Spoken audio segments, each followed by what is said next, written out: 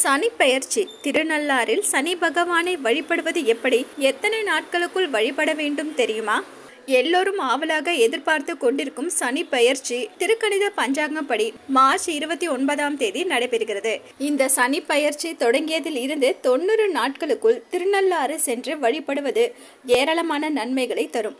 அந்த வகையில் திருநள்ளாறில் எவ்வாறு சனி பகவானை வழிபட வேண்டும், என்னென்ன விஷயங்களை கடைபிடிக்க வேண்டும் என்பதை பார்க்கலாம். உலக புகழ்பெற்ற திருத்தலமாக திருநள்ளாறு தர்பாரணேஸ்வரர் கோவில் உள்ளது. சனி பகவானுக்குரிய அற்புதமான திருத்தலமாகும். அம்பிகையின் திருப்பெயர் பிராணேஸ்வரி. நலமகராஜனை சனி பகவானின் பிடியில் இருந்து விடுவித்து மறுபடியும் வளமான வாழ்க்கைக்கு ஆற்றுப்படுத்திய தலம் இது என்பதால் நல்லாறு என அழைக்கப்படுகிறது. சனி கதிர்கள் அதிகம் விழக்கூடிய நல தீர்த்தம். அதனால்தான் அந்த நல தீர்த்தத்தில் கை கால்கள் கழுவி விட்டு குளிப்பது விசேஷமாக கருதப்படுகிறது. நல தீர்த்தத்துக்கு போகாமல் சனீஸ்வரர் கோவிலுக்கு போகக்கூடாது.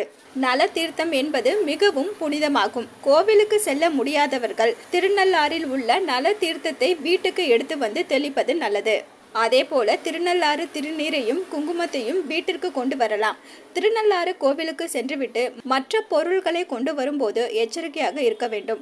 பூக்களை கொண்டு வந்தால் காலடி படாமல் பாதுகாப்பாக வைக்க வேண்டும். மரங்களில் அல்லது நீர்நிலைகளில் அந்த பூக்களை போடுவது நல்லது.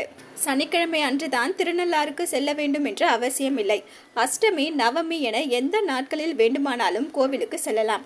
சனி பெயர்ச்சி என்றவுடன் உடனடியாக செல்ல வேண்டும் என்ற அவசியம் இல்லை. 90 நாட்களுக்குள் எப்போது வேண்டுமானாலும் சென்று வழிபடலாம். இரவில் தங்கி வழிபட வேண்டும் என்ற அவசியம் இல்லை. திருநள்ளாறு நல தீர்த்தத்தில் குளித்து முடித்த பிறகு குளத்தங்கரையில் இருக்கும் சொர்ண விநாயகரை முதலில் தேங்காய் உடைத்து வழிபடுவது நல்ல பலன்களை தரும். தேக ஆரோக்கியம், சங்கடங்கள், குடும்பத்தில் பிரச்சனை என என்ன பிரச்சனைகள் இருந்தாலும் மனதார வழிபடுவது நன்மை தரும். உங்கள் பிரச்சனையை தீர்த்து கொடுக்க வேண்டுவது நல்லது. ஆனால் பிரச்சனையை தருபவர்கள் அழிய வேண்டும் என்று வேண்டாமல் இருப்பது நல்லது. தேங்காயில் கற்பூரம் ஏற்றி விநாயகரை வலம் வந்து சிதறு தேங்காய் உடைப்பது நல்லது. சனீஸ்வரர் கோவிலுக்குள் நுழைந்ததும் படிக்கட்டை தொட்டு கும்பிடுவது மற்றும் ராஜகோபுரத்தை வணங்குவது நன்மையை தரும். கோவிலின் வாசற்படி மாடத்தில் தான் சனீஸ்வரர் தங்கியிருக்கிறார் என்பது ஐதீகம். நல்லெண்ணெய், அன்னதானத்திற்கு தேவையான பொருட்களை மடப்பள்ளியில் வழங்குவது நல்லது. சனி கோவிலுக்கு உள்ளே சென்றதும் சனி பகவானை முதலில் வழிபடுவது நல்லது. நல்லெண்ணெய், பசுநெய் போன்றவற்றை தானமாக அளிப்பது அமோகமான பலன்களை தரும்.